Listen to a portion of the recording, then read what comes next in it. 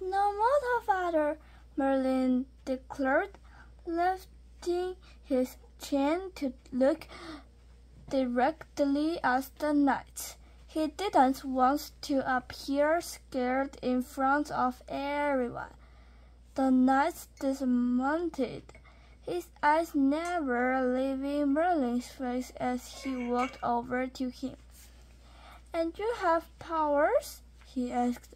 Merlin held his gaze and nodded, determined to be brave despite the knight towering over him. The knight studied Merlin for a moment before grabbing his shirt and dragging him over to a hooded man. "Is this him?" he demanded. "Is this the boy you want?" The man said nothing as Merlin looked up at him. He strained to see a face within the fastness of the hood. "Well?" the knight demanded, shaking Merlin impatiently. Slowly the hooded man nodded, making no sound. Even his horse stood silent and still, unlike the animals around him who seemed impatient to be off again and pulled at the ground restlessly. The knight thrust Merlin towards another man, who quickly tied his wrists together, not caring lest the rope cut deeply into his skin. "What do you want with me?" Merlin demanded, his fear finally getting the better of him.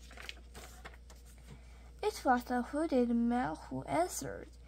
"He will ride with me," he announced in voice that spoke of deep woods and dark caverns.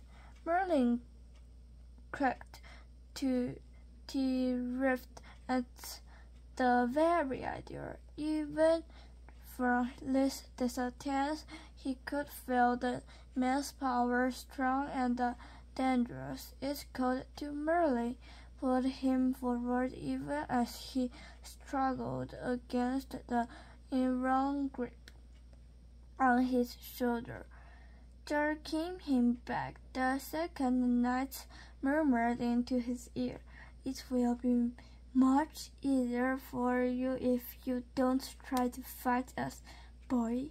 But Merlin continued to struggle. "Where are you taking me?" the hooded man chuckled. "You will know soon enough, Merlin."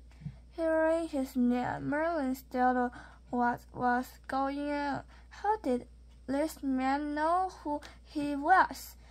Questions ran through his mind before he could ask any more or less.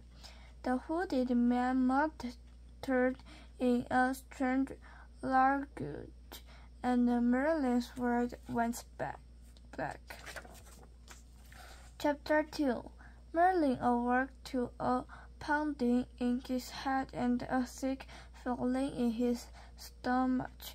The world around him was dark and cold, and as he blinked, his eyes opened. He was aware of goosebumps covering his arms and legs.